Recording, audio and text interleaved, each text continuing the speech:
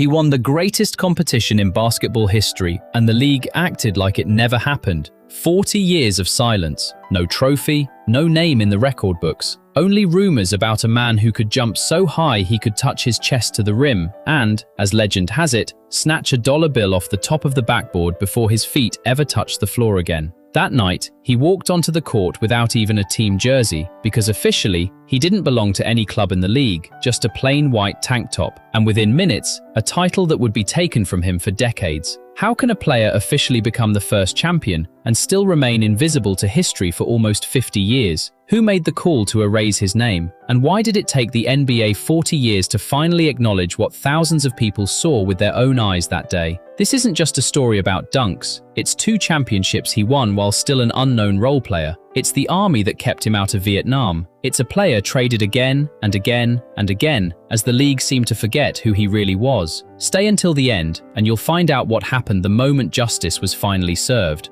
40 years later. Imagine a question that would stump even the most devoted basketball fan. Who won the first ever NBA slam dunk contest? Most people's minds jump straight to 1984, legendary names, camera flashes, iconic moments. But the truth is far more surprising. The very first contest took place 7 years earlier, in 1977, and the man who won it got nothing for it. No trophy, no official recognition, not even a line in the history books of basketball. His name was Darnell Hillman, and what happened to him afterwards sounds almost unbelievable. He had to wait 40 years for the league to finally admit, yes, he was the first champion. 40 years of silence surrounding a man who, in many ways, invented an entire spectacle that would later become one of the most iconic events in sports. How is that even possible? How could a player who jumped higher than anyone else on the court, who turned an ordinary shot into a work of art, simply be forgotten? And what was he doing all those years, while others took the credit and his name gathered dust in the archives? To understand this story fully, we need to go back to where it all began, to a small town in California, where a kid from the hills ran up and down the slopes simply because he loved it. He had no idea yet that those runs would turn him into one of the most explosive athletes of his generation. Darnell Hillman was born on August 29, 1949 in Sacramento, California. No one knew back then that this city would give basketball one of the most electrifying leapers of his era. The secret to his future explosiveness was built quietly, day after day. As a kid, he spent hours running up and down the hills of his neighborhood, simply because there was nothing else to do nearby. No one trained him specifically, no one designed a program for him, but those endless climbs and descents did their work. His legs grew stronger, more explosive, more powerful than any of his peers. At Herm Johnson High School, that power began showing up in several directions at once. He played quarterback on the football team, he ran hurdles, he competed in the high jump. It seemed like wherever he put his energy, the results were impressive. But his true talent revealed itself on the basketball court. That's where Darnell became a local celebrity. He was named to the city's all-Metro team, and word about the kid who could jump higher than anyone spread far beyond his school. By his senior year, he had 20 scholarship offers from colleges across the country. 20 programs wanted him. He could have gone anywhere, any prestigious university, any big-name basketball state. But Darnell chose to stay close to home. He committed to San Jose State. And from his very first games, it was clear this was no ordinary freshman. In his first year, he averaged 15 points and 16 rebounds a game, numbers that made opposing coaches take notice immediately. But there was one detail that seemed minor at the time and would turn into a real challenge for Darnell. The very thing that should have been his signature weapon, his calling card, was officially banned in college basketball. He would have to learn to be a star without using his most devastating move.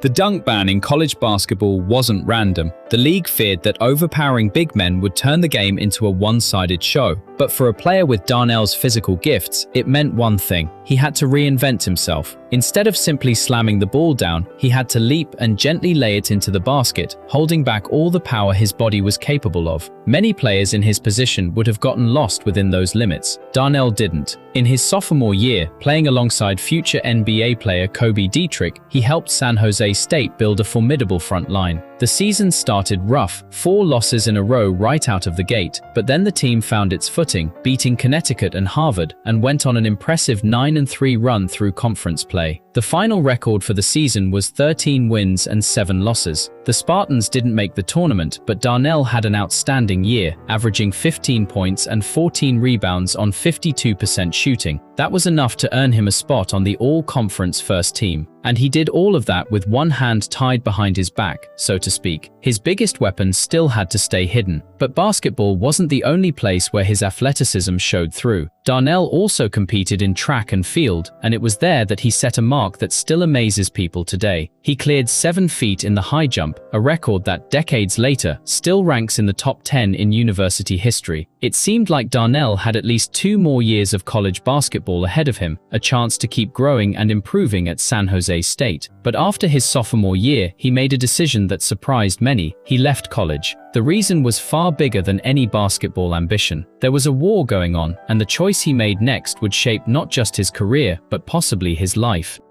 The reason Darnell left college was far more serious than any basketball contract. The Vietnam War was raging, and young Americans were being drafted one after another. Darnell chose to join the army, not to end up on the front lines, but to find another way to serve his country. And he found that way. The army selected him for its AAU team, and instead of the trenches, Darnell found himself on a basketball court, representing the US military in competitions back home. That decision may very well have saved his life. But it also gave his basketball career a boost he never could have anticipated. At the AAU national tournament, Darnell didn't just play, he dominated. His team took the title, and he was named the tournament's most valuable player. This wasn't just some throwaway military league. Scouts from serious professional leagues paid close attention to these competitions, and Darnell Hillman's name started showing up in their notebooks. Then came another test that cemented his reputation at the highest level. Darnell earned a call-up to Team USA for the 1970 FIBA World Championship. Playing for his country against the best competition on the planet was a completely different kind of challenge than college or military ball. And Darnell rose to it. By this point, scouts from both the NBA and the ABA weren't just watching him anymore. They were lining up. The kid, once held back by college basketball's dunk ban, was now preparing to enter the professional ranks, where no such restrictions would exist. The only question left was which team would make the first move to claim him. The answer came in 1971. 2 clubs selected Darnell. The Golden State Warriors took him with the 8th overall pick. But at the same time, an ABA team, the Indiana Pacers, was also pursuing him. And it was the Pacers who pushed the hardest. Their interest in him was so strong that Darnell chose them. But an easy ride wasn't waiting for the rookie.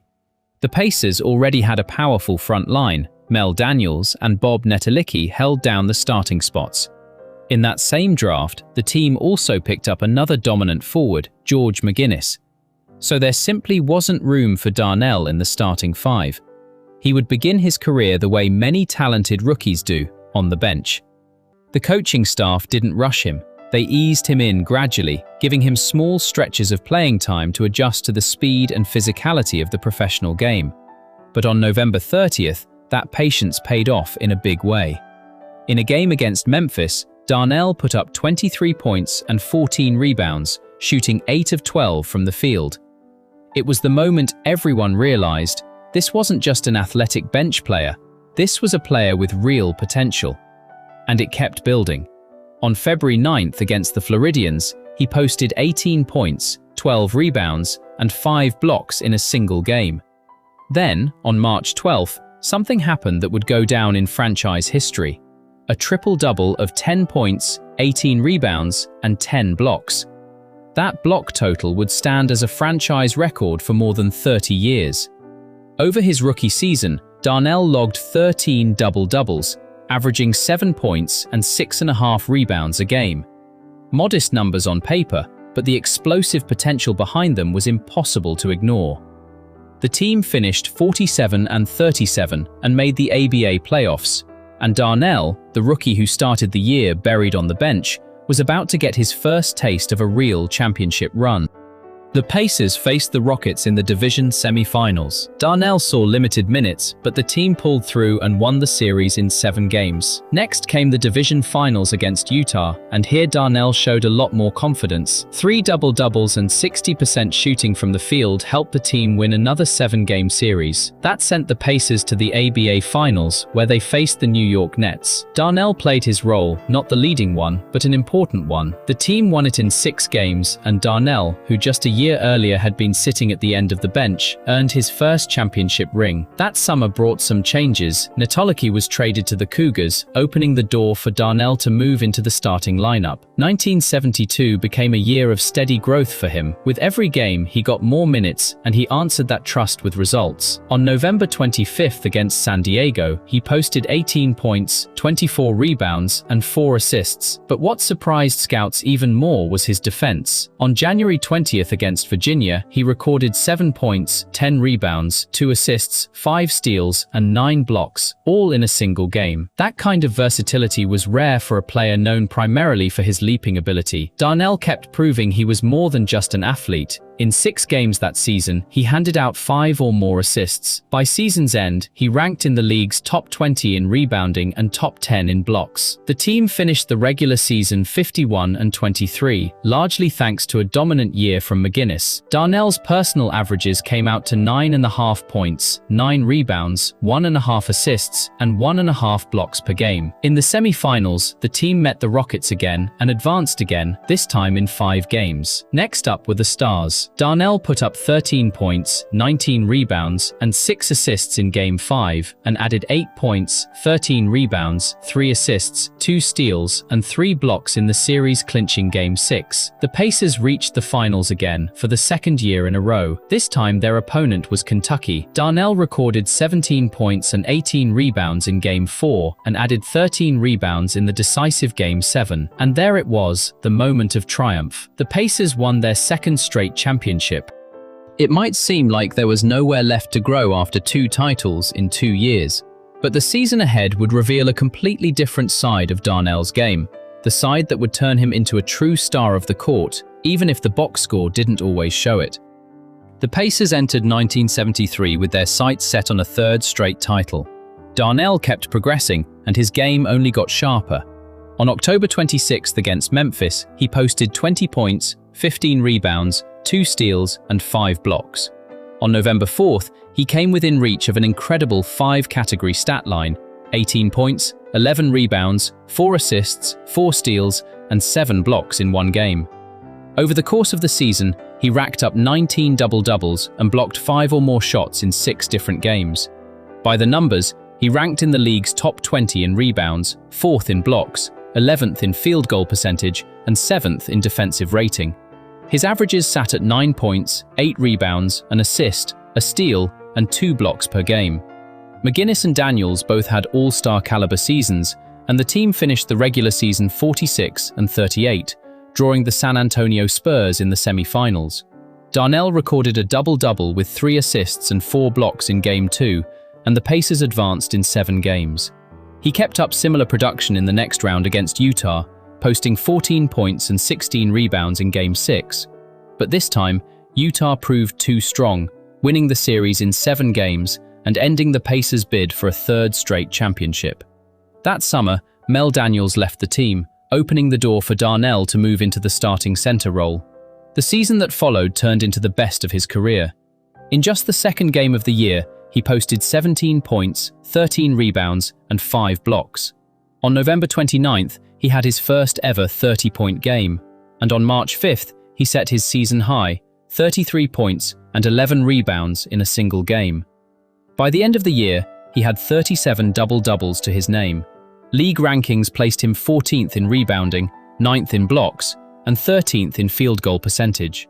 His averages climbed to 14 points, 9 rebounds, 1.5 assists, a steal, and 1.5 blocks per game.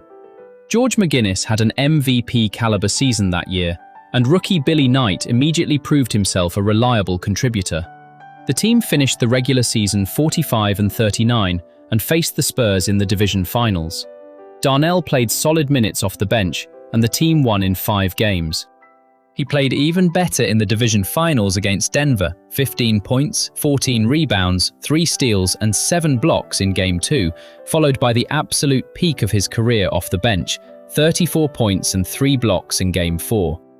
The Pacers won the series in 7 games and reached the finals for the 3rd time in 4 years. Their opponent was the Kentucky Colonels. Darnell averaged 9.5 points, 11 rebounds and 2 blocks over the series. But this time the championship slipped away. The Colonels won the finals in 5 games. In the summer of 1975, McGinnis also left, heading to the NBA. The Pacers drafted Dan Roundfield out of Central Michigan University, and Darnell had to split minutes at forward with Len Elmore. On December 5th, he posted 23 points, 15 rebounds, a career-high 7 assists, 2 steals and 5 blocks. In the very next game, he set a career high with 6 steals in a single outing. For the season, Darnell averaged 13.5 points, 9 rebounds, 2 assists, a steal, and a block per game. In the first round of the playoffs, the team once again faced Kentucky. He posted 18 points, 13 rebounds, 5 assists, and 4 blocks in Game 1, but Artis Gilmore answered with 25 points, 17 rebounds, and 5 blocks to help Kentucky win by 11. The series swung back and forth. Darnell added 9 points, 11 rebounds, and 4 assists as the team forced 26 turnovers to win Game 2. In Game 3, he put up 16 points and 7 rebounds, but Gilmore was decisive once again, dropping 27 points, 16 rebounds, and 9 blocks to steal the win by a single point and take the series. Indiana was preparing to enter its first season in the NBA. Darnell was moved back to center, and he continued to play with the same steady confidence. In the 6th game of the season against Kansas City, he posted 18 points, 13 rebounds, 4 steals, and 3 blocks. On December 23rd, he recorded 19 points, 22 rebounds, 5 assists, 4 steals, and 7 blocks. The one downside to his game was that he tried a little too hard to block shots, which landed him 3rd in the league in fouls that season. Still, he finished with 27 double-doubles, 13 games with 3 or more steals, 8 games with 5 or more assists, and 10 games with 3 or more blocks. Newcomer John Williamson was putting up 20 points a game. Billy Knight averaged 26, and Don Boos once again led the league in both assists and steals. But the team's defense was weak, and its offense was only average. The season ended on a disappointing note. 36 wins against 46 losses, and for the first time in franchise history, the team missed the playoffs. Darnell's personal averages for the year came out to 11 points, 8.5 rebounds, 2 assists, a steal, and a block per game. But that season would be remembered for something far bigger than the standings. This was the year the event happened that we set out to tell this story about in the first place: the NBA's first, unofficial, slam dunk contest. The idea was simple. The best dunkers from each team would go head-to-head during halftime breaks of league games. No fanfare, no separate broadcast, just a bit of spectacle for fans waiting for the second half. The final of this competition took place during the halftime of Game 5 of the NBA Finals. Darnell's opponent was Larry McNeil of the Golden State Warriors. And this is where a genuinely strange detail enters the story. By that point, Darnell had already been traded to the Nets, but he hadn't signed a contract with them yet.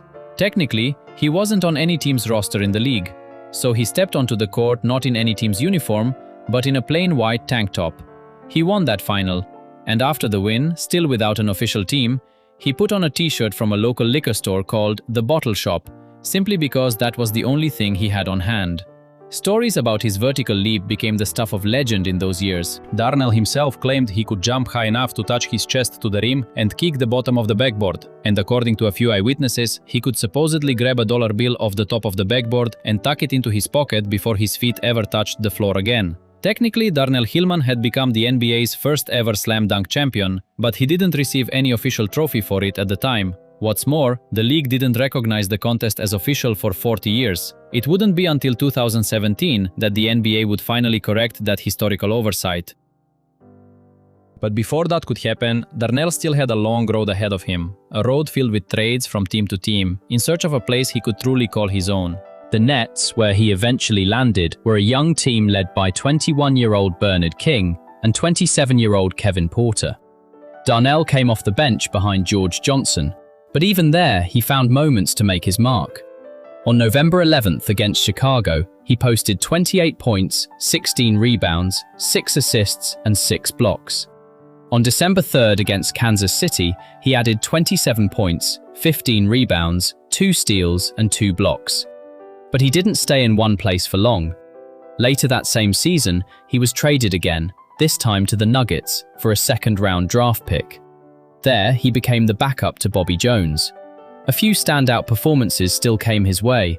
On April 5th against New Jersey, he recorded 15 points, 12 rebounds, 5 assists and 4 blocks. Combined across both teams that season, Darnell averaged 11 points, 7.5 rebounds, 1.5 assists, and a block. The Nuggets finished the season 48-34 and faced the Bucks in the first round of the playoffs. Darnell made modest but useful contributions off the bench as the team won the series in 7 games. Next up were the Sonics. He again showed steady play, posting a double-double with 2 blocks in Game 4, but Seattle proved stronger and won the series in 6 games. That summer, Darnell was traded again, this time to the Kings. The roster there featured Otis Birdsong, Scott Wedman, and Phil Ford, the team's prized rookie out of North Carolina. Darnell became the backup power forward behind Bill Robinson. On November 25th against the Clippers, he played 23 minutes, putting up 7 points, 13 rebounds, and 3 blocks. On January 28th against Cleveland, he posted 16 points, 14 rebounds, and 4 blocks in 22 minutes. He recorded 6 double-doubles that season. Birdsong made the All-Star team that year, and Ford was named Rookie of the Year. The Kings' offense ranked in the league's top 10, helping the team finish 48-34. Darnell's personal averages came out to 7 points, 5.5 rebounds, an assist, and a block per game. In the first round of the playoffs, the Kings faced Phoenix. Darnell played his part, posting 10 points and 9 rebounds in Game 5, but the team lost that game, and with it, the series. Darnell was waived that offseason. He remained a free agent until December 5th, when he signed with the Warriors, the very team that had drafted him back in 1971. The circle had closed. Golden State at the time was led by Robert Parrish, Purvis Short, and Sonny Parker. Darnell's role was limited, coming off the bench, but there were still bright moments. On March 5th, he posted 12 points, 9 rebounds and 2 blocks, and 2 weeks later, 19 points, 10 rebounds, 3 assists and 2 steals. But Golden State had one of the worst defenses in the league, and the roster simply didn't have enough talent to compete. The team finished the season 24-58. Darnell's personal averages that year were 4 points, 4 rebounds, an assist, and half a block per game. In 1980, after 9 years in the ABA and NBA, Darnell decided to retire as a player. But his story wasn't over yet. Still ahead of him was the recognition he had been waiting decades for. At the ABA reunion in 1997, Darnell received an award for the best afro in league history, a small but warm detail that reminded everyone of his iconic look on the court. San Jose State retired his jersey number, permanently cementing his place in the university's history. Today, Darnell works as Associate Director of Camps, Clinics, and Alumni Relations for the Indiana Pacers, the very team where he won his championship rings and spent the best years of his career. Darnell Hillman was one of the first athletic big men to truly turn dunking into an art form. He could throw down with raw power and just as much finesse. During his years in Indiana, he was genuinely popular with fans. But unfortunately, recognition for his greatest achievement came far too late to be excused as anything but plain oversight on the league's part regarding its own history. Because dunking was only part of the story, Darnell could rebound, he could block shots, he could hit the occasional mid-range jumper, calm and confident. He was a reliable starter for several seasons, including ones that ended in championships. Not an all-star level player, but a player who put fans in the seats and kept them there until the final buzzer. He deserves his place in history as one of basketball's first truly spectacular dunkers. A man who waited 40 years for recognition for something he did in a few seconds during halftime of a finals game in 1977. And now, at last, this story has been told the way it always deserved to be told.